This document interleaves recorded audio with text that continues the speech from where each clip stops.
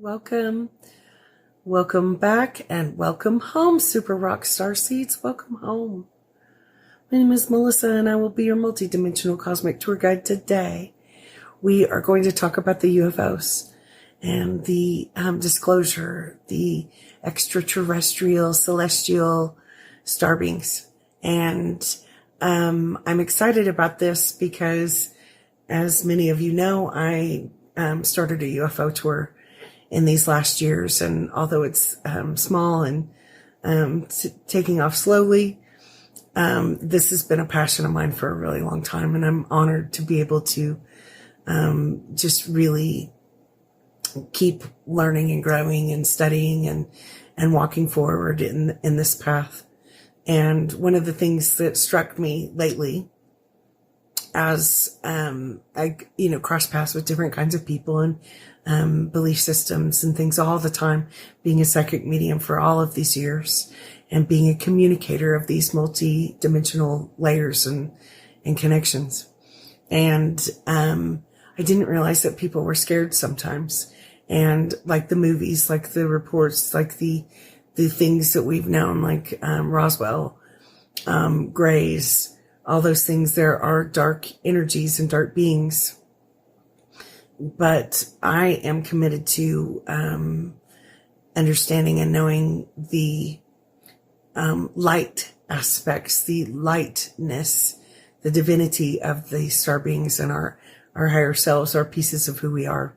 So this Earth simulation is really going to throw us in a loop about this as the disclosure continues more and more, and we keep learning and growing together. So I just got back from Arkansas, and it's one of my favorite places, and I got to be with some of my people real close to some of my favorite spaces, places, and things that activate me, my soul tribe, soul family. And we were out several nights in a row, and we watched the stars and talked about all kinds of things spiritual and disclosure and things we knew about the light beings and these awakenings. And that's really what it's all about. So I said, listen, we can call in the light beings and ask them for a light show. And just within minutes, we had 15 sightings. And so we were in the Ozarks, where the crystal bed is the most crystals are underneath the earth in the whole world. So it was just kind of magical in many ways. And I had a blast with my friend who I got to learn a lot from. She's very advanced and just cosmic in her own right. And so we were out and watching, and we saw different types of starships that seemed to be very close. And the first night they were all coming over here and going to this different area, and then they would dissipate. And some of them were going into a particular light craft or coming out. Different smaller ones were coming out. So we got a little bit of footage. I wasn't really doing cameras on the footage, but we had our, super deluxe military night vision goggles out, and we're watching the skies, and some of it we could see with our naked eye, and some of it we couldn't. So again, the first night they were all coming from straight down or over here.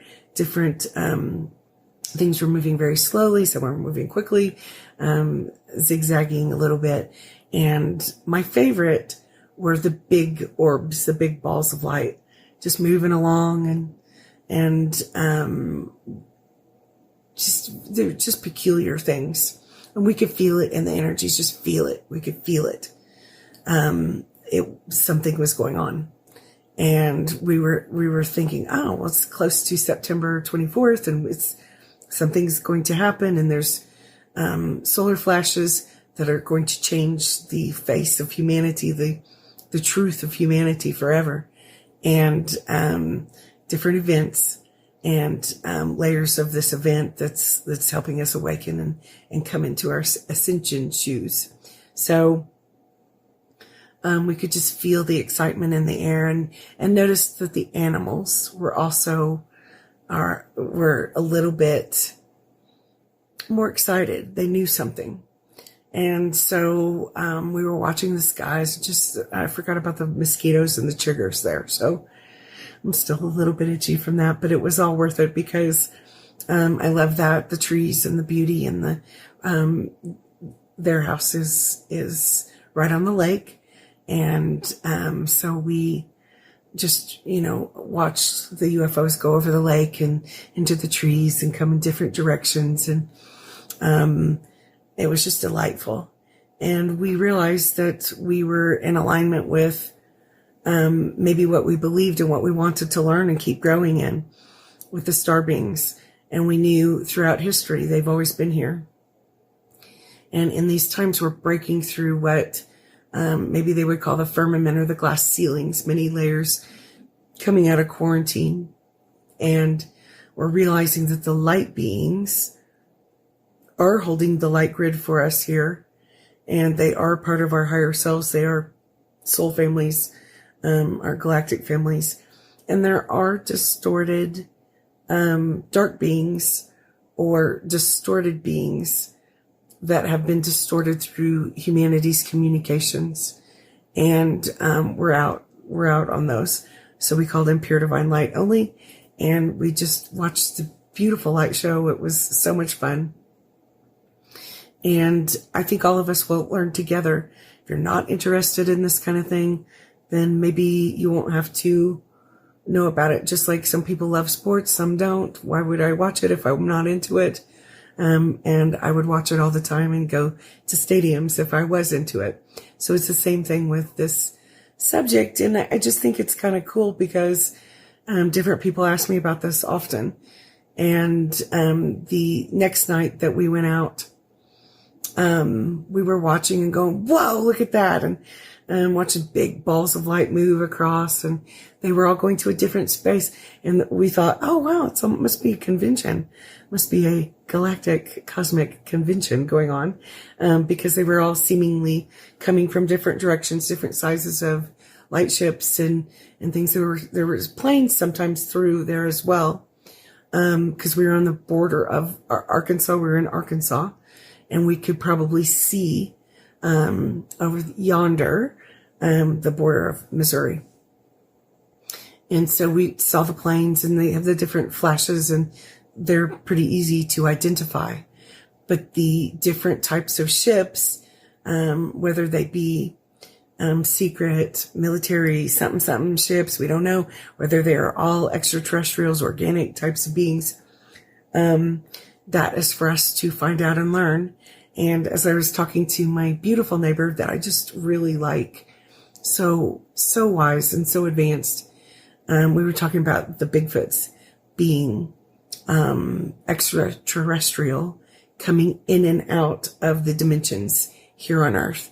So it's a little bit funny that perhaps we think that we can hunt them and we can figure it out, and we know what's going on with some of the different types of beings, like the cryptids and the Bigfoots and the Loch Ness monsters and things like that. Could they possibly be a little bit more advanced in different ways than we are, and able to pop in and out and let us see them sometimes, or not when they don't want us to?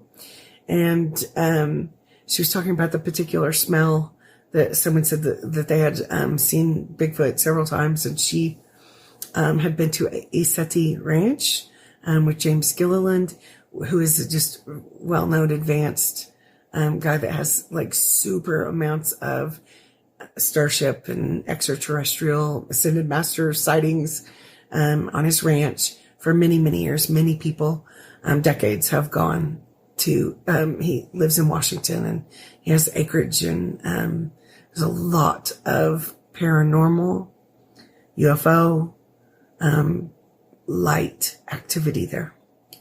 So multidimensional up at the SETI ranch.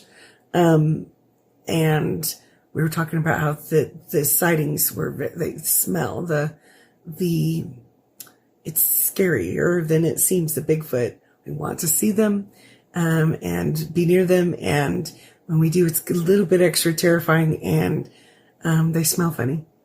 They probably think we smell funny and probably laugh at us that we have things like McDonald's and worry about how many shoes we're buying off of Amazon or whatever it is. As we are awakening, hopefully we will catch on to that science and spirit, which I think perhaps Chewbacca, the Bigfoot, the Sasquatch kind of know about already. And so they are multidimensional, perhaps star being themselves. So what do we know? They could all look different, and many probably don't need physical heavy dense bodies, and some are in those layers, and so I just think this is going to be fascinating. The more we step forward in disclosure, the more we step forward into understanding what the light and the dark and the inversion and the apocalyptic times, the revelation times, what we're going to learn in this, I think it's going to be super fun. And so the second night when we were in Arkansas, we were both just talking. We can just talk for hours. And we looked down by the dock, and we were both like punching each other. Hey. And we saw an extraterrestrial light being walking out of a dimension doorway, walking up the landing up the little hill. And we were like, oh my God. And that wasn't really close. I'm not great with numbers or how many feet or yards it would be, but it was quite a ways away. But we were like, what was that being really tall? And we just kept punching each other. So I had night vision right here, and I went, look that way, look this way, so you could see him with our naked eye as well as the night vision. Like, oh my God. And we both just blinked and watched him or her. It felt like masculine, slender, white light being walking up a little bit, not toward us, not paying attention to us, but letting us see it, them, him, her. And man, that freaked me out. So that's the second time. I used to see similar beings in my backyard when I first moved here to Arizona. I do not see it here at this house. But at one particular house, it was sort of multidimensional, and I lived in a wash, and other people said, oh my God, did you just see that being walk by? And I'm like, oh yeah, that happens. They won't mess with us. They won't really interfere or be disrespectful or come, but this is like a path. And so this one was so stark and so easy to see. I was like, whoa. So sometimes when you're curious and you do ask, that's when your answers come. And so we got a little extra disclosure in my time in Arkansas. And that night was extremely busy in the skies as well. So the light show was quite intense and really fun. And we again got to talk and learn together and grow together. And she's very knowledgeable. And so the skies in Arkansas were extremely busy. And I think there's, if I am correct, I believe that they have a lot of MUFON members in the Ozarks and Missouri, Arkansas area. And MUFON would be a group that are passionate or interested in UFOs, star beings, that subject. And it's called Mutual UFO Network, MUFON. So you can look that up. And as we were calling in the light beings and asking for them to let us see them, they sure did. And so it was even more exciting than Sedona has been.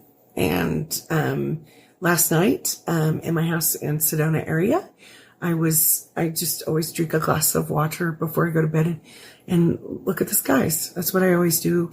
And that's my peace. That's my sanctity, my serenity, and my sanctuary sometimes before I go to bed. and it was probably 10 o'clock, maybe, and I was just sleepy and getting ready, and I saw this ball of flaming fire, this is the fourth or fifth flaming fireball I've seen, come through the sky, and just, it was kind of gentle, this one, and it was flaming, just giant flaming ball, little flaming tail of light, flaming ball of light, fire, reds and oranges and white. And then it sort of went into a different, like it was just like gone, didn't burn up, didn't blow up. It was super freaky. And, I think last month when, we were on a UFO tour, we saw a blue flaming light, in similar area. And then after the UFO tour, I came home and as usual was drinking my glass of water, had my little melatonin tablet that I take before bed and, get ready. And I just say prayers and ground and things like that. And I saw it again, and it wasn't as strong. It wasn't as close, that we had seen that night, but it was blue streaking light that would just stop for a moment too. It wasn't just streaking across the sky. It was streaking a little bit, streaking, and then it would stop. And I'm like, oh my gosh. Well, that's unidentified. I do not think the planes at the tiny, dinky Sedona airport could do that. I could be wrong. Who do I know? But that's, some of the stuff that's fascinating. And since it's there, since it's going on, it doesn't need to be scary. And, we can continue to learn and have disclosure. The main thing is that we awaken and, keep growing and stepping forward together. And some of those star beings have been around a long time, and these star beings are letting us know that they know us, and, we have star families and support in these different layers, dimensions, and levels. And they are cleaning up some of the, dark infrastructures and oligarchy that had built that dark matrix around us and in the skies and things like that, so that we can come back into the real new earth, the real earth and skies that were always meant for us. So, hope this was fun, and, we'll tell another UFO story, but you can always ask, God, source, creator, the light, pure divine light beings, to let you know, to let you see a little bit, and little by little, you'll be able to see different things. And I'm still waiting to see, in broad daylight, the big mothership that my BFF, saw that one time that I totally missed. Maybe my eyes weren't ready for it. I don't know. But she said, oh my God, the starship. She said it was enormous, and it was very close, and it was broad daylight. Like it was around noon. And as soon as we got, all the rest of us got to look out the window or go lean out, it was gone to us. So I'm a little jealous of that.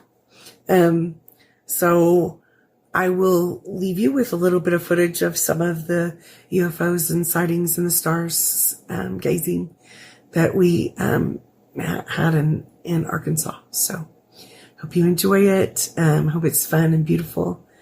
And, we'll be back with more, Starseeds, Star Family, Star Light stories. So thank you, star children of the sun. Thank you. And, thank you for the likes, shares, and subscribes. And if you need a cosmic groovy reading, psychic medium reading, or past life regression to see where your starseed origins or star child origins are from, just know the information is in the box below. And, I appreciate all of the likes, shares, and subscribes. Thank you. Welcome home.